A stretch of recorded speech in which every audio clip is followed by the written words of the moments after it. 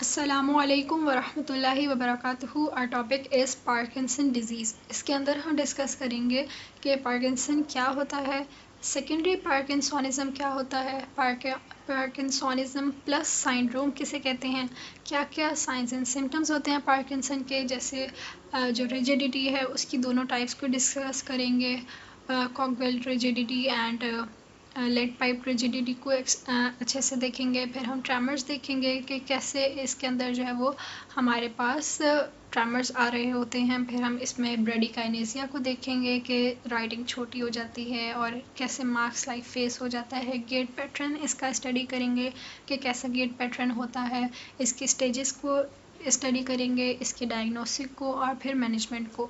तो स्टार्ट करते हैं। बिस्मिल्लाहिर्रहमानिर्रहीम। रब्बिश्रह ली सदरी व यस्सिर ली अमरी वहलुल उक़दतम मिन लिसानी यफ़क़हू क़ौली। स्टार्ट करने से पहले मैं ये एक सुन्नत जो है वो शेयर करना चाहूँगी कि ये सुन्नत है कि आप सल्लम जो है वो ये काम किया करते थे। सबसे पहली चीज़ कि जब वो घर में दाखिल हुआ करते थे तो बिस्मिल्लाह पढ़ा करते थे। और ये हदीस में आता है कि जो घर में दाखिल होने से पहले जो है वो बिस्मिल्लाह पढ़ लेता है और खाना खाने से पहले बिस्मिल्लाह पढ़ता है, तो फिर शैतान अपने जो है वो साथियों को कहता है कि हमारे यहाँ रहने की और टाइम गुजारने की, खाने की कोई गुंजाइश नहीं है। तो हमें घर में दाखिल होने के साथ बिस्मिल्लाह पढ़ना चाहिए। फिर जो सुन्नत से साबित दुआ है, अल्लाहुम्मा इन्नी अस्अलुका खैरल मौलजी व खैरल मखरजी बिस्मिल्लाहि वलजना व बिस्मिल्लाहि खरजना व अलल्लाहि रब्बिना तवक्कलना, कि या अल्लाह मेरा दाखिल होना, मेरा निकलना खैर के साथ हो। अल्लाह के नाम के साथ मैं दाखिल होता हूँ, अल्लाह के नाम के साथ मैं घर से बाहर निकलता हूँ और अल्लाह पे ही जो है वो मैं भरोसा रखता हूँ। तो हमें ये दुआ पढ़नी चाहिए। फिर जैसे कि आप सल्लम मिसवाक किया करते थे घर में दाखिल होने के बाद, हमें वो करनी चाहिए और दूसरों को जो है वो सलाम करनी चाहिए। ये जो है जो घर में दाखिल होता है उसका जो है वो होता है कि वो घर वालों को सलाम करे। अगर वो दाखिल होने वाला ना सलाम करे तो फिर बेशक जो घर में ऑलरेडी मौजूद है वो सलाम कर ले, लेकिन पहले चाहिए कि जो दाखिल होने वाला है वो सलाम करे। तो हमें ये सारी सुन्नतों को अडॉप्ट करना चाहिए ताकि हमारा घर में दाखिल होना, घर में निकलना अच्छा, बरकत वाला, खैर वाला हो। अच्छा, तो पार्किंसन डिज़ीज़ के बारे में अब हम पढ़ते हैं कि पार्किंसन डिज़ीज़ एक प्रोग्रेसिव डिसऑर्डर है, यानी कि जब ये हो जाता है तो फिर ये प्रोग्रेस करता रहता है। और ये क्योंकि एज रिलेटेड है तो जैसे जैसे एज बढ़ती जाएगी इस डिज़ीज़ के अंदर प्रोग्रेशन आता रहेगा। ये सेंट्रल नर्वस सिस्टम का जो है वो डिसऑर्डर है। सेंट्रल नर्वस सिस्टम में जो हमारे पास बेसल गैंग्लिया होता है उसके अंदर जो है वो प्रॉब्लम आ जाती है, जिसकी वजह से पार्किंसन हो जाता है। दोनों इसके सिम्टम्स देखने को मिलते हैं, मोटर भी एंड नॉन मोटर भी। तो मोटर सिम्टम्स में क्या क्या होता है, पूरी बॉडी के अंदर रिजिडिटी हो जाती है, टाइट हो जाती है बॉडी, हार्ड हो जाती है। ब्रेडिकाइनेसिया हो जाता है, जो मूवमेंट्स हैं उसमें स्लोनेस आ जाती है। ट्रैमर्स होते हैं, अनइंटेंशनल ट्रैमर्स होते हैं, रेस्टिंग ट्रैमर्स होते हैं, यानी हर वक्त ट्रैमर्स होते रहते हैं। एंड पोस्चरल इंस्टेबिलिटी हो जाती है, जो गेट है उसके अंदर चेंजेस आने लग जाते हैं, पोस्चर में इम्बैलेंस हो जाता है पोस्चर। अर्ली सिम्टम्स के अंदर जो सेंसरी सिम्टम्स हैं उसके अंदर अर्ली हमें ये देखने को मिलता है कि loss of smell, constipation, sleep disorder, mood changes, orthostatic hypotension हो जाती है, यानी जब इंसान बैठ के उठेगा तो एकदम उसको चक्कर से आएंगे, इसको कहते हैं ऑर्थोस्टैटिक हाइपोटेंशन। और दूसरे जो मोटर साइंस हैं वो भी हो सकते हैं, जैसे ये बाद में जाके एक्सेसिव स्लाइवर ड्रूपिंग होने लग जाता है और इंटेग्यूमेंट्री स्किन चेंजेस आती हैं, difficulty in speaking, swallowing, cognitive problems and dementia, loss of memory भी हो जाती है इसके अंदर। डिप्रेशन भी होता है और डेली एक्टिविटीज़ से भी ये बीमारी इंटरेक्ट करती है, मसला करती है कि डेली एक्टिविटीज़ नहीं हो पाती हैं इंडिविजुअल से। अब अगर हम इसकी एज की ऑनसेट की बात करें तो ये तकरीबन 50 to 60 ईयर्स के अंदर पेशेंट प्रेजेंट करते हैं इस बीमारी के साथ। मेंस जो हैं वो ज़्यादा फ्रिक्वेंटली अफेक्टेड होते हैं, 1.2 थ्रू 1.5 बनिस्बत वुमेन से। जैसे मल्टीपल स्क्लेरोसिस है वो वुमेंस में ज़्यादा होता है, लेकिन पार्किंसन मेल्स में ज़्यादा होता है। पार्किंसोनिज़म जो है वो जेनरिक टर्म है जिससे पार्किंसन डिज़ीज़ जो है वो बना। इसमें क्या होता है, ये ऐसा डिसऑर्डर है जिसके अंदर डिस्टर्बेंस हो जाती है डोपामीन सिस्टम के अंदर, बेसल गैंग्लिया के अंदर। बेसल गैंग्लिया जो है हमारे पास ब्रेन के अंदर, उसके अंदर डिफरेंट न्यूक्लियस मौजूद होते हैं, जैसे नाइग्रा, सब्सटेंशिया नाइग्रा होता है और भी बहुत सारे। तो सब्सटेंशिया नाइग्रा जो है वो रिलीज़ कर रहा होता है डोपामीन।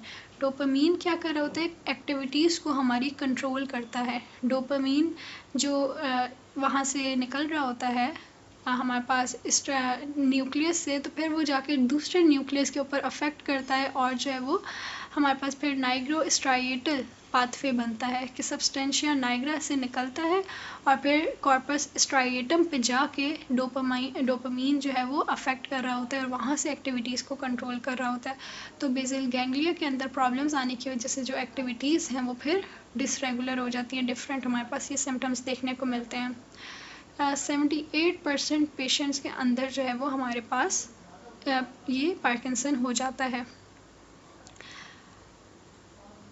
ये है हमारे पास पार्किंसन कि जिसके अंदर मसला क्या होगा, बेसल गैंग्लिया के अंदर, डोपामीन सिस्टम के अंदर मसला होगा। अगर मसला बेसल गैंग्लिया के अंदर नहीं है और हमारे पास पार्किंसन लाइक सिम्टम्स हमारे पास आ रहे हैं, तो उसकी कॉज हो सकता है कोई वायरस हो, कोई टॉक्सिन हो, कोई ड्रग ऐसी ली हो जिसकी वजह से पार्किंसन लाइक सिम्टम्स आ रहे हैं, तो उसको हम कहते हैं सेकेंडरी पार्किंसन। और पार्किंसन प्लस सिंड्रोम क्या होता है, पार्किंसन इसमें ये होता है कि ब्रेन का ही मसला होता है, न्यूरो डिजेनरेटिव ही डिसऑर्डर होता है जिसकी वजह से पार्किंसन लाइक सिम्टम्स आ रहे होते हैं, लेकिन बेसल गैंग्लिया में कोई मसला नहीं होता। पार्किंसन और पार्किंसन प्लस क्या है, पार्किंसन में बेसल गैंग्लिया में ही मसला होता है, पार्किंसन प्लस में ब्रेन में ही मसला होता है, लेकिन जो हमारा बेसल गैंग्लिया है वो सही होता है। और सेकेंडरी पार्किंसन क्या है, ब्रेन सही है, कोई और वायरस, टॉक्सिन, ड्रग्स की वजह से पार्किंसन लाइक सिम्टम्स आ रहे हैं। पार्किंसन जो है उसको शेकिंग पैल्सी भी हम कहते हैं और ये 1817 में जेम्स पार्किंसन ने डिस्कवर किया था इस डिज़ीज़ को। पोस्चरल इंस्टेबिलिटी हो जाती है इसके अंदर, ट्रेमर्स डोमिनेट होते हैं जो पार्किंसन डिजीज़ है उसके अंदर। जबकि जो सेकेंडरी पार्किंसन है, जो कि अभी हमने बात की थी कि किसी वायरस, किसी टॉक्सिन, ड्रग की वजह से हो रहा है, तो उसको हम क्लासिफाई करते हैं सेकेंडरी पार्किंसन को पोस्ट एंसेफेलेक्टिक, यानी कि कोई इन्फेक्शन की वजह से हुआ है, टॉक्सिक पार्किंसोनिज्म यानी कोई को टॉक्सिन गया है बॉडी के अंदर, या ड्रग इंड्यूस्ड पार्किंसोनिज्म यानी कि DIP ड्रग की वजह से पार्किंसन लाइक सिम्टम्स आ रहे हैं। तो ये तीनों सेकेंडरी पार्किंसन की टाइप्स हैं। अब पार्किंसन प्लस हमने जो बात की थी कि ब्रेन के अंदर ही न्यूरो डिजेनरेटिव मसला है, लेकिन जो है वो सब्सटेंशिया नाइग्रा सही है। और पार्किंसन लाइक जो है वो सिम्टम्स हमारे पास आ रहे हैं, तो उसके अंदर क्या होगा कि जब हम लीवोडोपा देंगे, जो कि थेरेपी होती है पार्किंसन पेशेंट को दी जाती है, क्योंकि पार्किंसन पेशेंट के अंदर हमारे पास जो डोपामीन है वो सही नहीं बन रहा, तो हम उसको बाहर से लीवोडोपा देते हैं, डोपामीन देते हैं, ताकि जो डोपामीन का अफेक्ट है वो हो सके बॉडी के अंदर। तो जब हम पार्किंसन प्लस पेशेंट को डोपामीन देंगे, तो डोपामीन देने की वजह से उसके सिम्टम्स बेहतर नहीं हो रहे होंगे, क्योंकि मसला जो है वो डोपामीन में नहीं होगा, बल्कि कहीं और जो है वो मसला होगा ब्रेन के अंदर ही। तो इसलिए इसको हम फिर इस तरीके से डायग्नोस कर लेते हैं। अब अगर हम पार्किंसन की टाइप्स की बात करें, तो सबसे पहले स्टेज 1 क्या है, स्टेज 1 में हमारे पास यूनिलेटरल एक साइड की इन्वॉल्वमेंट होगी। 1.5 स्टेज में क्या है, दोनों लिम्स की यूनिलेटरल ही इन्वॉल्वमेंट है, लेकिन एक्सियल यानी जो अपर एक्सियल सिस्टम है वो भी इन्वॉल्व हो जाएगा। तो स्टेज 1 क्या है, ओनली यूनिलेटरल इन्वॉल्वमेंट। स्टेज 1.5 क्या है, unilateral plus axial involvement. Stage 2 क्या होता है कि बायलेटरल इन्वॉल्वमेंट हो जाती है दोनों लिम्स की, लेकिन बैलेंस जो है वो सही होता है। 2.5 क्या है, बायलेटरल जो डिज़ीज़ है वो माइल्ड हो चुकी है और जो है वो रिकवरी लेकिन हो सकती है। स्टेज 3 क्या है, माइल्ड टू मॉडरेट डिजीज़ है, लेकिन अभी भी वो फिज़िकली इंडिपेंडेंट है, हो सकता है वो केन इस्तेमाल करना शुरू कर दे या वॉकर इस्तेमाल करना शुरू कर दे, लेकिन अभी भी वो खुद विदाउट किसी दूसरे के ऊपर डिपेंड हुए चल सकता है। स्टेज 4 में बहुत ही ज़्यादा स्वेयर डिसेबिलिटी आ जाएगी कि वो जो है वो बहुत मुश्किलों से वॉक कर रहा होगा, लेकिन फिर भी वो वॉक कर पा रहा होगा। तो 3 में क्या है, माइल्ड टू मॉडरेट और 4 में क्या है, स्वेयर, और 5th में ये है कि बिल्कुल व्हील चेयर बाउंड हो जाएगा पेशेंट, बेड रिटर्न हो जाएगा और जो है वो किसी असिस्टेंट के साथ ही वो मूव कर पाएगा। तो ये हमारे पास वही ग्रेड्स हैं, यॉन एंड यार। अच्छा, क्लिनिकल प्रेजेंटेशन में जो कि इसके कार्डिनल साइंस हैं हमारे पास, रिजिडिटी, ट्रेमर्स, पोस्चर में चेंजेस आएंगी, ब्रेडिकाइनेसिया, अब उनको हम एक एक करके डिटेल में स्टडी करेंगे।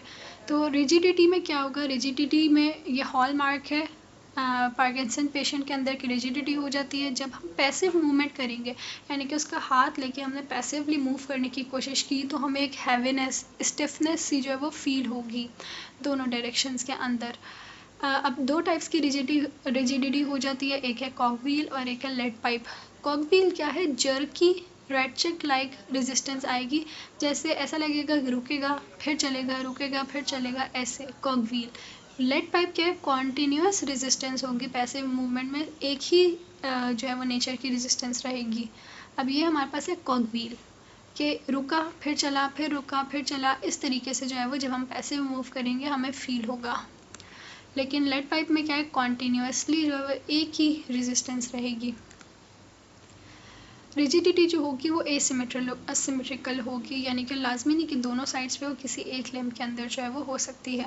रिजिडिटी की वजह से क्या होगा, मसल फटीक हो जाएंगे, कॉन्ट्रैक्चर्स डेवलप हो जाएंगे और रेंज ऑफ मोशन डिक्रीज करेगी पेशेंट के अंदर। ब्रेडिकाइनेसिया क्या है, ब्रेडिकाइनेसिया का मतलब है स्लोनेस ऑफ मूवमेंट, जो मूवमेंट है वो हमारी पेशेंट की स्लो हो जाएगी।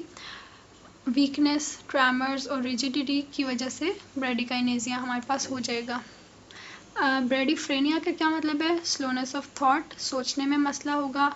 एकाइनेसिया यानी कि मूवमेंट में मसला है, मूवमेंट नहीं हो पाएगी। हाइपोमीमिया, फेस जो है वो मास्क लाइक फेस हो जाएगा, एक्सप्रेशन लेस हो जाएगा। गेट पैटर्न, फ्रीजिंग गेट हो जाएगा, जो है वो चलने में मसला होगा। माइक्रोग्राफिया, राइटिंग छोटी हो जाएगी। जो सेरिब्रल डिसफंक्शन के पेशेंट होते हैं उनके अंदर राइटिंग बड़ी हो जाती है, मैक्रोग्राफिया, जबकि जो ये पार्किंसन के पेशेंट है इसमें माइक्रोग्राफिया छोटी हो जाएगी राइटिंग। तो इस तरीके से फ्रीजिंग गेट होगा हमारे पास, माइक्रोग्राफिया हो जाएगा, छोटी writing, and mask like face. इस तरह हमारे पास रेस्टिंग ट्रेमर्स आएंगे, ये 3rd फीचर है पार्किंसन का कि रेस्टिंग के अंदर ट्रेमर्स आएंगे, लेकिन हो सकता है जब ये डिजीज़ प्रोग्रेस करे तो एक्शन ट्रेमर्स या इंटेंशनल ट्रेमर्स भी हों पेशेंट में। पोस्चरल इंस्टेबिलिटी हो जाएगी, पेशेंट के अंदर की जो पोस्चर है उसका वो सही नहीं रहेगा, अनस्टेबल हो जाएगा पेशेंट ड्यूरिंग वॉकिंग, सीधा सही से खड़ा नहीं हो पाएगा। गेट इस तरीके से होता है लेट ऑनसेट में, जो इनिशिएट करने में उसको बहुत ज़्यादा मसला होगा। कोई भी अगर उसने चलना शुरू करना है तो उसको इनिशिएट करने में ही बहुत सोचना पड़ेगा और आहिस्ता आहिस्ता फिर वो जो है वो इनिशिएट करेगा। जो सेरिबैलर डिसफंक्शन होता है उसमें पेशेंट आराम से इनिशिएट कर लेता है, लेकिन फिर आगे उसको कंट्रोल करने में किसी भी मूवमेंट को मसला होता है। लेकिन पार्किंसन में इनिशिएट करने में ही बहुत मुश्किल होगी और जो उसके आर्म्स की स्विंगिंग है वो रिड्यूस हो जाएगी, पोस्चर स्टूप हो जाएगा उसका, शफलिंग या फैस्टिनेटिंग गेट मिलेगा। अदर सिम्टम्स भी मिल सकते हैं, fatigue, dysphagia, cognitive, sleep disorders, dementia. ये बहुत ज़्यादा इसके फीचर्स हैं, ये हम मोस्टली जो इम्पॉर्टेंट है वो डिस्कस कर चुके हैं। डायग्नोसिस इसकी जो है वो क्लिनिकल डायग्नोसिस होती है कि कोई इसका डेफिनेटिव टेस्ट नहीं है, इसकी डायग्नोसिस बेस्ड होती है क्लिनिकल हिस्ट्री के ऊपर, क्लिनिकल एग्जामिनेशन के ऊपर, और हम दूसरी पैथोलॉजीज़ को रूल आउट करने के लिए रेडियोलॉजिकल इमेजिंग करा सकते हैं। क्लिनिकल कोर्स की अगर हम बात करें तो ये 5 साल तक साइलेंट रहता है कि पेशेंट को ये हो गया, लेकिन 5 साल तक जो है वो क्लिनिकल फीचर्स इसको नहीं मिलेंगे, जब तक जो है वो कोई बड़े जो है वो फीचर्स ना हो तब तक ये बिनाइन रहेगा। लीवोडोपा देने की वजह से इसकी प्रोग्रेशन जो है वो रिड्यूस हो जाती है और इन पेशेंट की डेथ मोस्टली कार्डियोवैस्कुलर डिजीज़ या निमोनिया की वजह से होती है। या हम मेडिकल मैनेजमेंट कर सकते हैं, लीवोडोपा दे सकते हैं, डोपामीन एगोनिस्ट, न्यूट्रिशन इसको सही देंगे, ब्रेन की स्टिमुलेशन करा सकते हैं। फिजिकल थेरेपी के अंदर हम range of motion exercises, strengthening exercises, gait training, balance training, functional training, breathing training, ये सारी चीज़ें हम कराएंगे। पेशेंट की रेंज ऑफ मोशन एक्सरसाइजेस कराएंगे, ब्रिजिंग, उसका बैलेंस अच्छा करने की कोशिश करेंगे, स्टैटिक एंड डायनेमिक बैलेंस अच्छा करेंगे और उसकी मूवमेंट भी। डेट्स इट, जज़ाकल्लाह खैर। अस्सलामु अलैकुम वरहमतुल्लाहि वबरकातुहू।